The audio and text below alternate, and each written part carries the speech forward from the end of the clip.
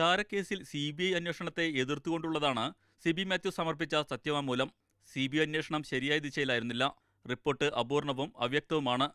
കേസന്വേഷിച്ച ഉദ്യോഗസ്ഥരല്ല report നൽകിയത്. അന്വേഷണ റിപ്പോർട്ടിൽ ഉദ്യോഗസ്ഥന്റെ പേരോ ഒപ്പോ ഉണ്ടായിരുന്നില്ലെന്നും സത്യവാങ്മൂലത്തിൽ വിമർശിച്ചിട്ടുണ്ട്. നമ്പി നാരായണൻ കുറ്റക്കാരനായതുകൊണ്ടാണ് ക്രയോജനിക് എഞ്ചിൻ നിർമ്മാണത്തിൽ നിന്ന് മാറ്റി നിർത്തിയത്.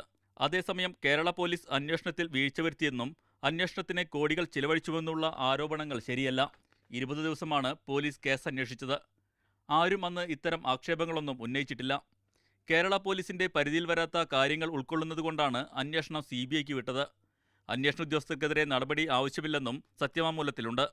15 വർഷം മുമ്പ് നടന്ന സംഭവത്തെക്കുറിച്ച് CBI റിപ്പോർട്ടിന്റെ അടിസ്ഥാനത്തിൽ നടപടി ആവശ്യമില്ല എന്ന് ചൂണ്ടിക്കാട്ടിയാണ് നേരത്തെ CBI ശുപാർശ സർക്കാർ തള്ളിയത്. ചാരക്കേസിലെ ഗൂഢാലോചന പുറത്തുകൊണ്ടുവരണമെന്നും പോലീസ് അന്വേഷണ ഉദ്യോഗസ്ഥരായിരുന്ന Sibi Mathews, retired ADGP KK Joshua, retired SP Vijayan എന്നിവർക്കെതിരെ നടപടി വേണമെന്നുള്ള ഹർജി ഹൈക്കോടതിയുടെ പരിഗണനയിലാണ്.